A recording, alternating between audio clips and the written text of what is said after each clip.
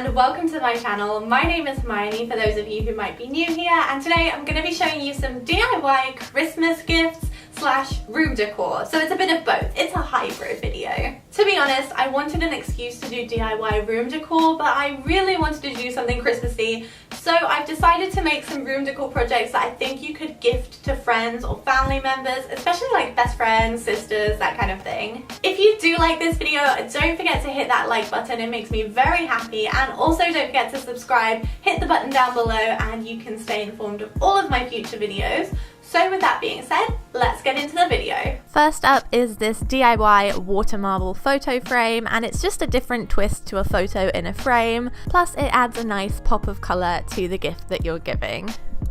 For this you will need the photo that you're using, you'll need some nail polish in different colours, you'll need a large bowl and some non-PVC food wrap, you'll need a stick like this, and then a photo frame.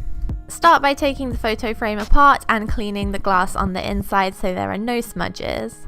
Take your bowl and cover it in some cling film to protect it from the nail polish. Then go ahead and pour in your water, and then you're going to put in the nail polish. Drizzle your polish into the water so that it stays on the top of the water, and then using a cuticle pusher or a toothpick you can go ahead and create some designs on top of the water and then dip your photo frame in it. The glass of the frame will catch the nail polish and it will stick to it, creating a really fun design. I did have to do this a couple of times to get it perfect, but yeah. Next you're going to go ahead and take your image and make sure it fits the frame, cut it to size. For this project I got my image from graphicstock.com. I've used this website before, you might have seen it in one of my previous videos. I really love it. I'm actually using a photo this time instead of a graphic, but they have a ton of different royalty-free photographs, graphics, illustrations, prints, patterns, you name it.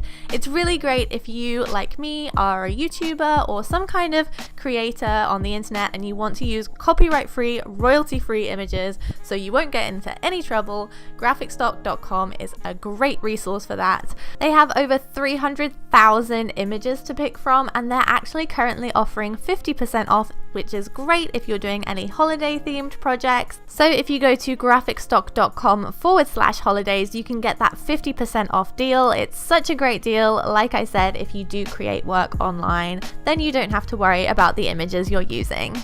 So what I did for my piece is I downloaded the palm tree photo, and all I did was put it in Microsoft Word and turn it black and white before printing it out. I wanted to do it black and white because I thought it would look really good with the colourful nail polish. Go ahead and pop it in the frame and then you're done. That's literally it. I think it just looks really effective and it's a very different way of displaying your pictures. Next up is this very minimal desk organizer, and I think this is great for anyone who is obsessed with stationery or spends a lot of time at their desk. For this you'll need a wooden plaque, a piece of corkboard, a piece of faux leather, and some chalkboard paint. Start by measuring your board to determine how big you want your pieces to be, and then once you've figured that out, go ahead and mark that size on your piece of cork and cut it out. These are just placemats from IKEA, but they work perfectly. Go ahead and take your board and then make sure that the piece of cork fits inside it. Once you've done that, you're going to want to cut a piece of faux leather in the same size, or any kind of fabric really, but this is just very durable. And then you just want to go ahead and hot glue gun these into place. For the faux leather, you just want to leave one side unglued so that it creates a pocket, and this is what you can put pencils in, sticky notes, and other kind of memos and things like that. And then you're going to want to go ahead and glue the corkboard in place as well. Next you're going to want to make the little chalkboard area, so take some masking tape and place this on the board to create the shape that you'd like to paint inside. Then go ahead and paint that inside area using your chalkboard paint. Don't let the paint dry before pulling off the masking tape, otherwise it might chip. Pull it off as soon as you've finished painting. And there you go, the gift is ready to give away to your friends. I think this would be great if you packaged it with some pencils, post-it notes and chalk pens to make a really fun gift.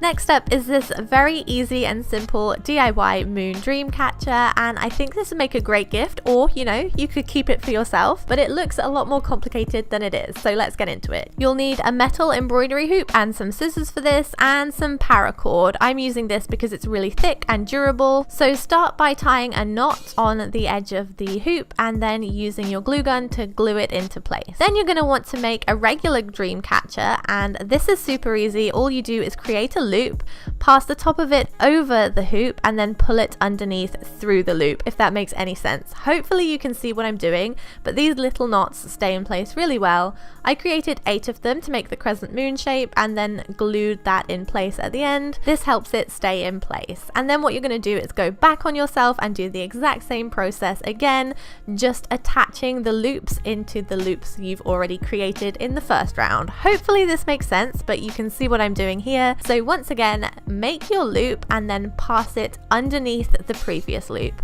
And this should stay really nicely in place. So keep doing this and you'll have something that looks a little bit like this, and you're going to want to keep going back and forth on yourself until the loops get really, really small. Then once you think you can go no further, you just want to tie a knot at the very end, and this is what it should look like. Now you can take it further and add bits of lace or tassels or feathers to the end of it. I tried it with many different colors and I just didn't like it. It didn't look good on mine at all, but you can try whatever you like. I just left mine plain. I thought this looked really different and unique, and I think it would make a great gift. And finally, here's a super simple one for any cactus lovers out there. I'm keeping these ones for myself, not gonna lie, I love these, but it's just these very simple painted cactus pots. All you're gonna need for this project is a succulent or a cactus in a terracotta pot, and you'll need some paint. A top tip for this is get some tester pots from the hardware store and use those because they're so much cheaper. So go ahead and use masking tape to tape off the area you don't want to tape. I love the mixture of terracotta and the dusky paint colors. I think it looks so good. I'm just going ahead and painting on my colors. I picked this kind of pale lavender gray and some darker blues. I love how they look so muted and kind of minimal, but if you want, you can always go ahead and use a paint pen and create some patterns like stripes, polka dots, crescent moons, whatever you like on them. I just decided to leave mine like this. Those are all the DIYs for today. I really hope you guys enjoyed this. Let me know if you're going to try any of these. Do tag me on Instagram or Twitter if you make some of these. I'd love to see them. And as always, I hope you guys have a great week and I will see you in my next video. Bye!